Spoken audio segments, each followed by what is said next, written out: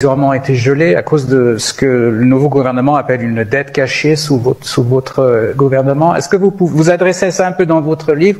Est-ce que vous pouvez un peu expliquer ce qui s'est passé là et quelles sont les ramifications justement pour le Sénégal et pour votre temps au pouvoir? Est-ce que ça risque d'avoir un effet sur tous les progrès que vous avez faits à l'électrification, etc.?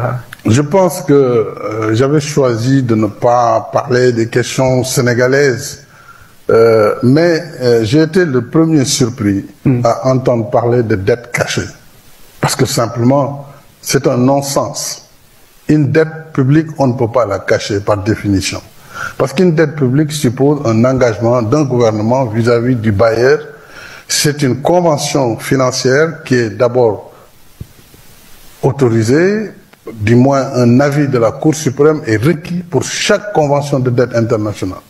D'abord pour voir la conformité entre l'engagement du pays et par rapport à cette convention. Est-ce que cette convention de dette correspond à notre engagement international, à notre constitution, etc., etc. Ensuite, la dette extérieure, elle est libellée en devises. Nous, on a une monnaie locale qui est le CFA, comme tous les pays.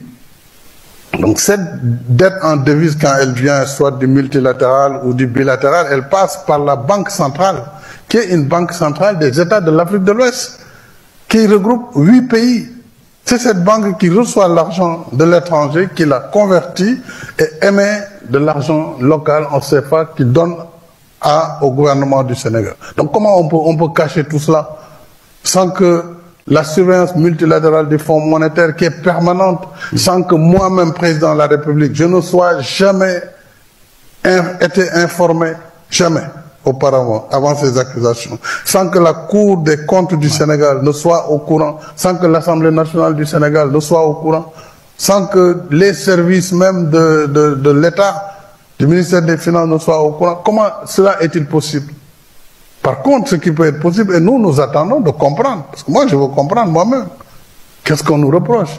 Est-ce qu'on me reproche, moi, Macky Sall, président du Sénégal, qui a multiplié par N l'accélération de l'électrification du Sénégal, qui a multiplié le développement des infrastructures, qui a donné au Sénégal des infrastructures qu'il n'a jamais eues, jamais connues, dans un pas de temps restreint? Moi j'ai fait le choix, parce que j'avais la confiance des partenaires du Sénégal, qui me faisaient confiance, qui faisaient confiance au Sénégal et qui nous ont prêté de l'argent pour construire ce développement.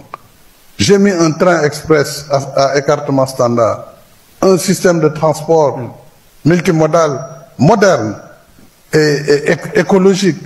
J'ai augmenté l'électrification. L'argent a servi à développer le pays. De quoi on parle? Est-ce qu'on parle du développement accéléré? Est-ce qu'on parle de quoi? Moi, je veux comprendre. Et j'attends bien ce rapport dont on me parle. Un audit, on aimerait bien voir les termes de référence. Et surtout le rapport de l'audit. Parce que là, on ne peut pas discuter parce qu'on ne sait pas de quoi on discute.